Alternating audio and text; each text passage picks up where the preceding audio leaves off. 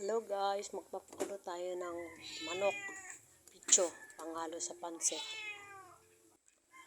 Ito guys, pwede na to guys.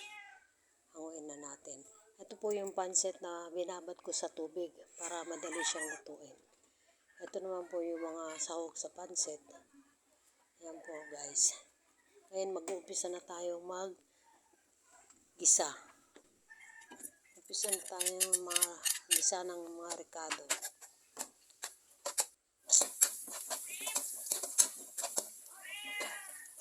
Sunod natin bawang, sibuyas.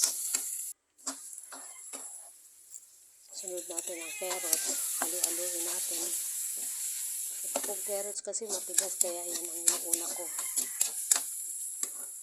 Sunod natin yung Baguio beans.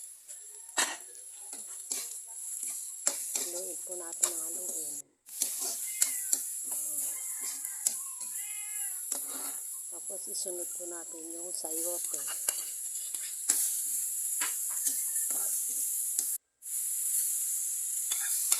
Yung hinimay-himay na chicken.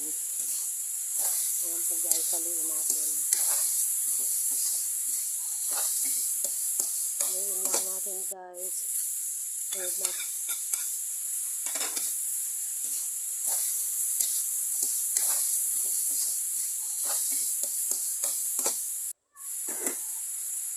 Yung guys, ilagay na natin yung sabaw ng manok na pinakulo natin. Yan po ang pinakasabaw. Ayan, hantayin na lang natin na kumulo ng konti.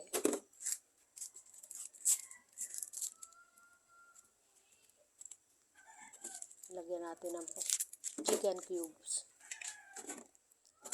Takpan natin. Tapos, ito na po yung ilagay natin squid ball at saka hotdog. Toyo.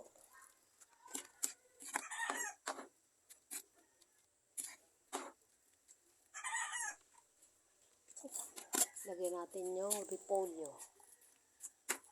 Ayun guys, antayin lang natin na kumulo ng konti. Yan, maapaw na yung mga sahog. Maya-maya, pag kumulo na, babawasan na natin.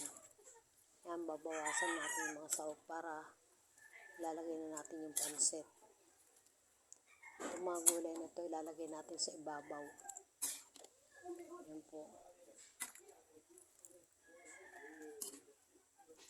Pagkatapos po niyan, lagay natin yung bihon. Ayan guys, halu-haluin natin ng konti. Ayan. Ayan guys, haluin pa natin ng konti. Para pantay ang lasa. Ayan. Ayan guys, luto na ang ating pansit bihon.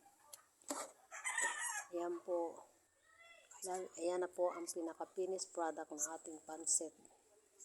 Ayan po guys. Thank you for watching guys. Salamat po.